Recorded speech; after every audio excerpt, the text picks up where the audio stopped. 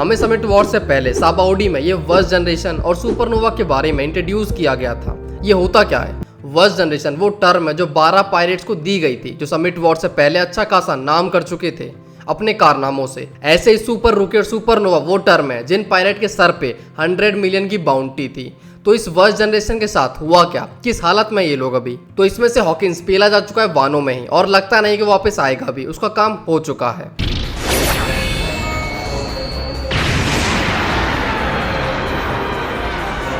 तो हम इस वीडियो में बचे हुए कवर करने वाले हैं कि वो कितने स्ट्रॉन्ग है।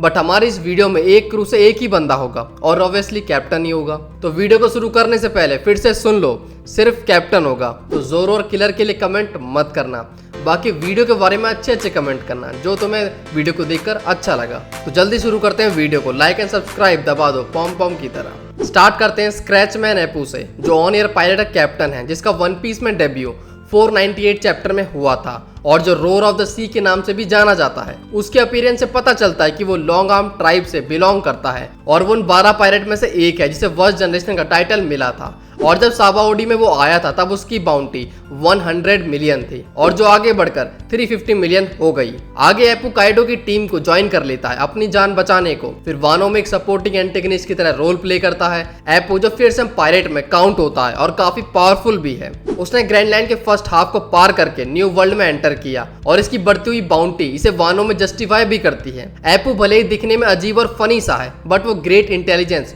शो करता है। इसी के साथ वो फिजिकल स्ट्रेंथ में भी किसी के सामने कम नहीं है। वो एक्स ड्रैग को उसकी हाइब्रिड फॉर्म में टक्कर दे रहा था। एपू ने ऑटोनोमी कंज्यूम किया है, एक पैरामीशिया टाइप डेविल फ्रूट जो यूजर को अपनी बॉडी को म्यूजिकल इंस्ट्रूमेंट में मॉर्फ करने की एबिलिटी देता है और फिर वो उनसे साउंड क्रिएट करके उनकी वेव से अटैक करता है। और ये अटैक हिप्नोसिस अटैक भी हो सकते हैं जिन्हें सुनने से ही तुम गेंजुत्सु में चले जाओगे। इसी के साथ Apoo a pair of 10 fast wheeled करता है जो मार्शल आर्ट के मेले वेपन है। और एपू आर्मामेंट और ऑब्जर्वेशन हाकी भी यूज कर सकता है। नेक्स्ट है कैपोन बेजी, जो पहले एक माफिया डॉन था, फिर आगे चल के वो पायरेट बनता है और फॉर्म करता है द फायर टैंक पायरेट। इसका क्रू वेस्ट ब्लू से आता है जहाँ बेजी वन ऑफ द 5 फैमिली का हेड था और ये टाइम स्लिप के दौरान बिग मॉम पायरेट के सबऑर्डिनेट बन जाता है उसकी बेटी शार्लेट सेफोन से शादी करके। ड्यूरिंग टाइम स्किप इसकी बाउंटी 138 मिलियन से बढ़कर 300 मिलियन हो गई थी और होल केक आइलैंड के इंसिडेंट के बाद तो ये बढ़कर 350 मिलियन हो जाती है। बेजी एक माफिया लीडर की सोफिस्टिकेटेड इमेज अच्छे से बनाए रखता है। इसकी ड्रेसिंग सेंस, इसका लोगो से मिलना जिसमें ये फॉर्मल ड्रेस में मीटिंग करना पसंद करता है और वो सामने वाले को भी माननी पड़ेगी चीज। बट बेजी की दूसरी साइड भी है जिसमें इसको पावर बैलेंस खराब करने और लोगों को मारने में मजा आता है। ये अपने एंटरटेनमेंट के लिए बंदों को मारता है। बेजी एक कनिंग और प्रैग्मेटिक कैरेक्टर है जो हाईली अपॉर्चुनिस्टिक है अपने गोल्स के लिए और एनिमी को अच्छे से एनालाइज करता है, उसकी स्ट्रेंथ और वीकनेस को। बेजी खुद भी एक पावरफुल फिगर है अंडर वर्ल्ड में। बेजी हेड ऑन फाइट की बजाय टैक्टिकल स्किल्स और अपनी स्ट्रेटेजिक पे फाइट करता है जिसकी हेल्प से उसने ग्रैंड लाइन के काफी इन्फेमस पायरेट को हराया है। यहाँ तक कि बेजी ये भी बताता है कि बिग मॉम का असैसिनेशन उसका पहला प्लान था जो अब तक फेल हुआ है। बेजी के पास शिरोनोमी की पावर है जो उसकी बॉडी को एक मिनिएचर फोर्ट्रेस बना देती है। जिस तरह से एक फोर्ट्रेस में कैनन होती है उसके चारों तरफ उसे गार्ड करने के लिए, उसी तरह के बेजी की बॉडी में भी वो होल्स क्रिएट होते हैं और उनमें से छोटी छोटी कैनन निकलती हैं और वो एनिमी पे अटैक करती हैं। बट कैनन बॉल उसकी बॉडी से बाहर आकर अपने नॉर्मल साइज में हो जाती है। ये बॉडी में लार्ज नंबर ऑफ पीपल को रख सकता है और ये अंदर से एक कासल ही है जिसमें बेजी अपना एक क्लोन भी करता है, बाहर बड़ा बेजी और अंदर छोटा बेजी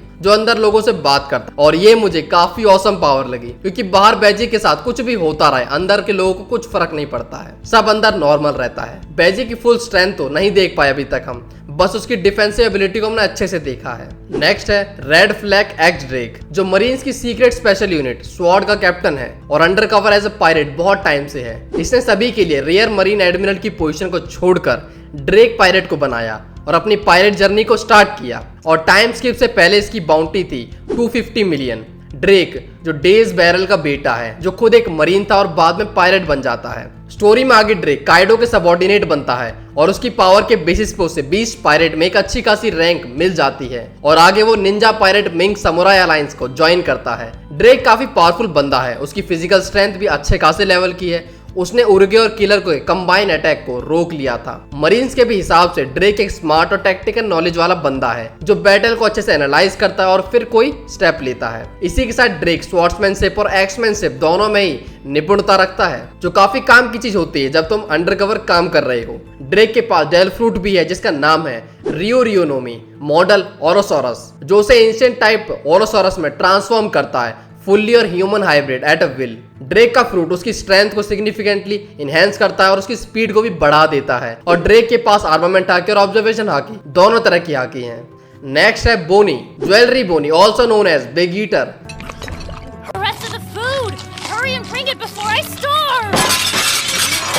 The waiter swears they're cooking it. बोनी जो साउथ ब्लू से पायरेट है और कुमार गिनी की बेटी है। बोनी के पास one of the most powerful devil fruit की एबिलिटी है द टोशी टोशी नोमी, जिसकी हेल्प से वो अपनी या फिर किसी और की एज के साथ खेल सकती है अपनी मर्जी से। बोनी जो हमें सेक्सी लेडी की तरह दिखाई गई थी, बट रिसेंटली हमें पता चलता है कि वो तो बस एक छोटी सी बच्ची है जिसने अपने डेल फ्रूट का पावर का यूज करके खुद को बड़ा बनाया है ताकि वो अपने पापा को ढूंढ सके, और उसके पायलट बनने का रीजन भी यही है। इन सभी के बावजूद भी बोनी सावोडी के टाइम पर 140 मिलियन की बाउंटी रखती थी और जो 2 साल बाद बढ़कर 320 मिलियन पहुंच गई थी। बोनी बच्ची होने के बाद भी उसने खुद को फिजिकली ट्रेन किया था शुरू से ही, ताकि वो एक पायलट बनकर अपने पापा को ढूंढ सके। इस वजह से उसकी पावर अच्छी खासी है। बाकी उसका डेल फ्रूट तो फेट को भी मैनिपुलेट कर सकता है, तो चीज सच में काफी औसम है। उसने लूफी के मूव को भी मिमिक किया था, वो पार्शल एक्सपेंशन जुत्सु, जो काफी कूल लगता है बोनी पे खासकर। बोनी जो पावर के मामले में भी स्ट्रॉन्ग है पर और पावरफुल हो सकते हैं इजीली, बस उसकी एज एक ऐसा फैक्टर है जो उसे लिमिट कर रहा है।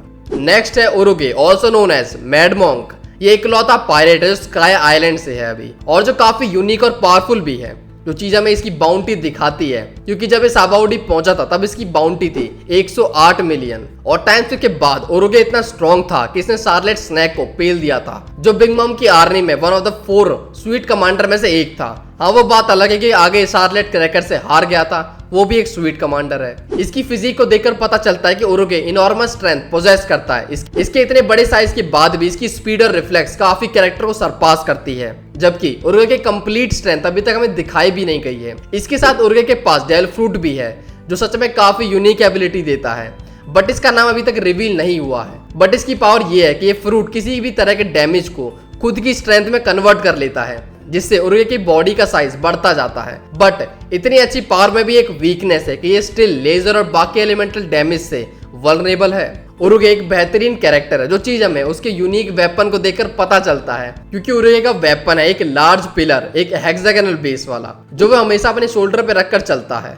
नेक्स्ट है Eustass Kid, the leader of Kid pirate. ये मोस्ट डिस्ट्रक्टिव पायरेट है। वर्स्ट जनरेशन सुपरनोवा में किड लूफी के साथ ही साबाउडी पहुंचा था, और दोनों ही फिर किजारू के आने के बाद वहां से निकलते हैं। तब से अब तक किड के सर की बाउंटी 3 बिलियन तक पहुंच गई है। किड ने इतने बड़े सफर में हर छोटे पायरेट क्रू को कीड़ों की तरह मसल दिया है, और हर एक न्यू पायरेट उससे दूर रहना ही पसंद करता है। टाइम स्लिप के दौरान किड ने योंग सैंक्स को चैलेंज किया था, और वहां से उसे अपना एक हाथ खोना पड़ता है। इसके बाद भी उसने हार नहीं मानी, वो फिर से एक अलायंस फॉर्म करता है हॉकिंस पायरेट और ऑन एयर पायरेट के साथ, ताकि वो सैंक्स को डाउन कर पाए। बट वहां एक और योंको काइडो आ जाता है और सबका घोड़ा बना देता है। पहले पेलता है और फिर बात ना मानने वाले को केज कर लेता है, यानी सिर्फ किड को। आगे वो वानों में लूफी के साथ मिलकर काइडो पे धावा बोल देता है, और इस फाइट में बिग मॉम को पेलने में पूर्ण सहयोग देता है। इसके बाद ये भाई साहब फिर सैंक्स के पास जाते हैं अपना बदला लेने के लिए, और फिर पेले जाते हैं सैंक्स और डोरी ब्रॉगी द्वारा। हाँ, भले ही हमें सीरीज में बस पिलता हुआ दिखा है, बट वो इसकी वीकनेस की वजह से नहीं,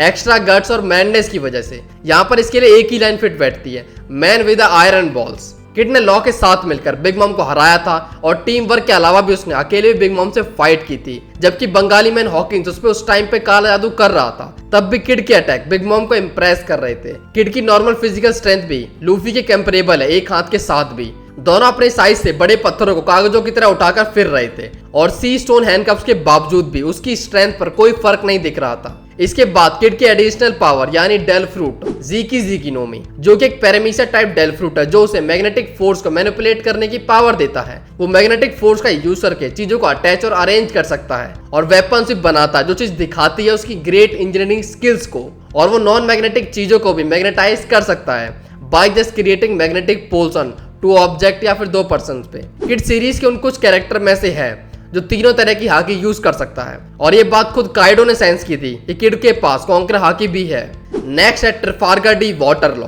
ट्रिफार्गर Law also known as the surgeon of death. Law ने अपने पायरेट जर्नी की शुरुआत नॉर्थ ब्लू से की थी और वहां से अपनी पावर और मास्टर प्लानिंग के दम पर ये टॉप टियर पायरेट में आकर अपनी जगह सिक्योर की है इसने। लॉ जो हार्ट पायरेट का कैप्टन है और साबाओडी में आए सुपरनोवा में से एक है और टाइम्स के बाद इसे वॉरलॉर्ड का टाइटल भी मिला था, बट स्ट्राइड के साथ अलायंस में आने के बाद वो चला गया। इसका इस पायरेट जर्नी को शुरू करने के दो ही रीजन है, एक हर पुराने पायरेट की तरह वन पीस और दूसरा विल ऑफ डी की मिस्ट्री को समझना। लॉ अकेला सर्वाइवर है फ्लीवेंस का, जो एक कंट्री है जो एम्बरलैंड साइड्रोम की पीड़ित थी और उसकी नेबरिंग कंट्री ने उसे तबाह कर दिया ताकि ये बीमारी वहां ना फैले। इस तबाही में लॉ के पेरेंट्स और उसकी सिस्टर भी मारे गए। लॉ वहां से बड़ी मुश्किल से सर्वाइव करता है और आगे डोंकी कीहोटे पायरेट को ज्वाइन करता है जो लॉ को अपना ऑफिसर बनाना चाहते थे, but all thanks to Donquixote Rosinante उसके एफर्ट्स की वजह से ऐसा नहीं होता है। बट स्टिल लॉ एक पायरेट तो बनता है, बट डोंकी कीहोटे डोफ्लेमिंगो को मारने और उसका राज खत्म करने को ये उसका बदला था, क्योंकि डोफ्लेमिंगो ने अपने ही भाई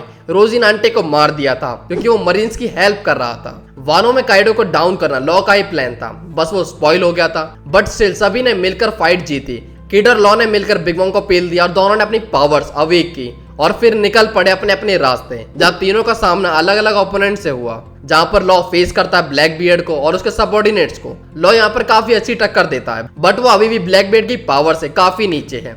बट नेक्स्ट कमबैक शायद और पावरफुल हो उसका। इसी के साथ लॉ की मेडिकल एक्सपर्टीज भी काफी ट्रस्टवर्दी है। वो कॉम्प्लेक्स कंडीशन का भी अच्छे से इलाज कर सकता है और उसकी फिजिकल एबिलिटीज भी एज अ कैप्टन काफी फेयर है। इसकी ड्यूरेबिलिटी और स्ट्रेंथ का रीजन इसके बचपन की ट्रेनिंग है जो उसे डोंकी कीहोटे पायरेट की क्रू ने दी थी। लॉ के पास सबसे रेयर फ्रूट है जिस फ्रूट के ऊपर वर्ल्ड गवर्नमेंट ने भी बाउंटी निकाली हुई है, दी ओपे ओपिनोमी, जिसकी एबिलिटी एक डॉक्टर के लिए वरदान है और बाकी लोगों के लिए भी अगर डॉक्टर मान जाता है तो। दी ओपे ओपिनोमी की अल्टीमेट और मोस्ट वांटेड एबिलिटी है उसकी इमोर्टलिटी देना, किसी को भी जिसको यूजर अपना बलिदान करके देना चाहता है। बाकी छुटको एबिलिटीज हैं इसकी अपने सराउंडिंग को अपना साम्राज्य बना लेना, यानी एक स्पेस के अंदर की चीजों को जैसे चाहो वैसे कंट्रोल करो, काटो पीटो जोड़ घटा गुना सब करो। Teleport, soul switch, levitate and many more creative things. Law के अटैक काफी क्रिएटिव होते हैं और देखने में अच्छे भी लगते हैं। नेक्स्ट है monkey D Luffy. Monkey D Luffy जिसका गोल है किंग ऑफ द पायरेट बनना, क्योंकि इसके लिए ये प्लेस सबसे फ्री प्लेस है और उसके अल्टीमेट गोल को रीच करने के लिए एक माइलस्टोन भी होगा। तो अपने सपने को पूरा करने के लिए लूफी अपनी जर्नी पर निकलता है और बनाता है स्ट्राइड पायरेट्स। लूफी बचपन से ही रिगरस ट्रेनिंग, अनब्रेकेबल विल और उसके डेल फ्रूट के साथ वन स्टॉपेबल बन जाता है। उसने अपने इस जर्नी में सालों से स्टेबलाइज पायरेट को उखाड़ फेंका है और गवर्नमेंट के लिए सबसे बड़ा खतरा बनकर आगे आया है। और ये चीज उसने रातों रात अचीव नहीं करी है, इस सफर में उसने सारे एक्सपीरियंस कर लिए हैं जो एक वीक कैरेक्टर स्ट्रॉन्ग बिल्ड करने के लिए चाहिए होते हैं। Multiple defeat, solid dream, never giving up, belief, friendship, meaning of winning and trust. Luffy अब अपने अनब्रेकेबल विल और स्ट्रॉन्गेस्ट पावर के साथ सभी के टारगेट पे है। वर्ल्ड गवर्नमेंट के लिए वो इसीलिए खतरा है क्योंकि जो उसके पास पावर है वो उन्हें डाउन करने की पावर रखती है, तो वो उस डेल फ्रूट को सीज करना चाहते हैं और ब्लैक बियर्ड के निशाने पे तो होगा ही वो। इतना स्ट्रॉन्गेस्ट डेल फ्रूट, उसके पीछे टीच ना हो ऐसा कैसे हो सकता है? टीच कुत्ते की तरह जो दूर से सूंघ लेता है कि पावर की स्मेल आ कहां से रही है और वो उस डेल फ्रूट के लिए चल देता है। अब टीच की बात हो ही रही तो लास्ट हमारे पास हमारा प्यारा मार्शल डी टीच ही है, also known as Blackbeard. Teach Blackbeard pirate का एडमिरल और कैप्टन है जो करंट में वन ऑफ द 4 योंको में से आता है, लूफी, शैंक्स और बगी के साथ। टीच किसके लिए जाना जाता है आज तो मुझे कमेंट में बताओ, मैं तो हर वीडियो में बोलता ही हूँ ये चीज। ऐसी क्या चीज है जिस वजह से टीच पूरे वन पीस में जाना जाता है? टीच एक स्पेशल ब्लड लाइन से बिलोंग करता है, स्पेशल इवन फॉर गोरो से, और इस बात के बारे में बहुत ही कम लोग जानते हैं। टीच ने अपने पायरेट करियर की शुरुआत व्हाइट बेड पायरेट से की थी और फिर उसने एडवर्ड को धोखा दिया, थैच को मारकर उसका डेल फ्रूट ले लिया और एडवर्ड के मरने के बाद उसका डेल फ्रूट ले लिया। और फिर टीच के पास आ गए दो डेल फ्रूट, यामी यामी नोमी और गुरा गुरा नोमी, और दोनों ही फ्रूट बहुत पावरफुल हैं, अपनी क्लास के टॉप के फ्रूट हैं, एक पैरामीशिया टाइप और एक लोगिया। बस अब जोन रह गया है। मार्शल डी टीच सभी डेल फ्रूट यूजर के लिए नाइटमेयर है। इसके पास बहुत सारी पावरफुल टेक्निक है, उसमें से एक है कुराउजो जो अपने एनिमीज को पुल करता है अपनी तरफ, खासकर डेल फ्रूट यूजर्स को, और इसके बाद वो लोग होपलेस होते हैं, ना ही वो अपने डेल फ्रूट की एबिलिटी का यूज कर सकते हैं और नॉर्मल फिजिकल एबिलिटी के साथ तो वो रेजिस्ट भी नहीं कर सकते हैं इसका। टीच काफी टाइम से अपने ऑपरेशंस को डार्कनेस में एग्जीक्यूट कर रहा है और अपने फुल प्रूफ प्लान की प्रिपरेशन, जिसमें उसका क्रू पूरी हेल्प कर रहा है उसकी। वो लोग पावरफुल से पावरफुल डेल्फ्रूट हंट कर रहे हैं पावर बढ़ाने के लिए, पोनी के लिए इकट्ठा कर रहे हैं। पोनी के लिए पढ़ने वाली को उठा लिया उन्होंने दिन दहाड़े, और रास्ते में कोई अगर टकरा जा रहा है तो उसे भी बढ़िया टीज कर रहे हैं और मजे ले रहे हैं। टीच जिसे DID है, लोगों के लिए प्रॉब्लम हो सकती है बट अपनी काली भैंस को कोई दिक्कत नहीं है। उसने इसे पावर में बदल दिया है और अब वो दुनिया को चूतिया बनाता है। टीच करंट में वन पीस के मोस्ट पावरफुल इंडिविजुअल और स्ट्रॉन्गेस्ट क्रू में काउंट होता है। इसी के साथ इसका क्रू अपने अपने लेवल पे एक डर बनाता है पब्लिक में, जो धीरे धीरे हमें दिखाया जा रहा है कि हर एक बंदा, फिर चाहे वो इम्पेल डाउन का प्रिजनर रहा हो या फिर टीच के बेस क्रू में से, सभी बंदे साइको हैं और हर बंदे के पास अपने अपने क्लास का और बेनिफिशियल डेल फ्रूट है जो उनके एबिलिटीज को और बढ़ाता है। और यूनिक से यूनिक पावर उनके पास है, like 9 tail fox, darkness, vibration, hypnosis, teleportation, invisibility और ऐसी बहुत सारी पावर्स एक जगह पर। सुनकर ही काफी इंटेंस और फील होता है। तो बैटल फील्ड में इन सभी पावर्स को देखकर हमारा डोपामिन पीक पे पहुंच जाएगा। ऐसी बहुत सारी बातें हैं ब्लैकबीयर्ड पायरेट के बारे में जानने को, तो तुम सभी के लिए मैंने एक प्लेलिस्ट बनाई है स्पेशल ब्लैकबीयर्ड की, जिसमें उसके और उसके क्रू के बारे में वीडियोस हैं, तो जाके जरूर देखना। अब आते हैं अपने कंक्लूजन पे। अगर हम बच्चे और फर्स्ट जनरेशन के फ्यूचर रोल को देखें तो ये लोग फाइनल सागा में एक इंपॉर्टेंट रोल निभाएंगे। इसमें कुछ लोग तो सामने आ चुके हैं और कुछ कैरेक्टर हैं जिनकी पावर अब तक हमने फुल स्केल पर नहीं देखी है। इसमें पहले तो है उरुगे, जिसकी पावर हमने सही से अभी तक नहीं देखी है। फिर आता है ब्लैकबीयर्ड, जिसे मैं ट्रू बैटल इंस्टिंक्ट के साथ देखना चाहता हूँ, क्योंकि इसको देखकर मुझे लगता है कि ये कुछ छुपा रहा है, ये और पावरफुल है बट कोई चीज है जो इसे होल्ड कर रही है। इसका इतना मिस्टीरियस होना इस कैरेक्टर की तरफ सभी लोगों का अटेंशन लेता है। जिन कैरेक्टर्स को हमने रिसेंटली अच्छे से देखा है और उनके पावर अप्स को भी, तो उन्हें तो एटलीस्ट हम जल्दी नहीं देखने वाले हैं। तो बचते हैं वो कैरेक्टर्स लाइक उरुगे, बेजी और बोनी। ये लोग ही हमें नेक्स्ट आर्क में ज्यादा देखने को मिलेंगे। For me, I am only excited for Urouge, और मैं ये नहीं चाहता कि इसे वेस्ट किया जाए। इस कैरेक्टर को हमने सही से देखा ही नहीं है, तो मैं इसे मेन स्टोरी में देखना चाहता हूँ, वो भी इसके फुल पोटेंशियल पे। और मुझे लगता है कि इसके एल्बाफ में आने के एक्सट्रीमली हाई चांसेस हैं। इस कैरेक्टर को अब तक बचा के रखा गया है, तो एक्सेप्टेशन तो ज्यादा होंगी ही। इसकी पावर और इसकी मोटिव को जानने में दिलचस्पी बढ़ती ही जा रही है। और फाइनल वॉर के लिए इनमें से जितने लोग बचेंगे उनको एक अलायंस ही फॉर्म करनी पड़ेगी for a better chances against world government and celestial forces. तो फिर से हमें पायरेट अलायंस देखने को मिलेगी और स्ट्राइड ग्रैंड फ्लीट भी काफी टाइम बाद, तो इनके पास भी हमें कुछ अच्छा देखने को मिलेगा। तो आज की वीडियो को हम यहीं तक रखते हैं और मिलते हैं नेक्स्ट वीडियो में।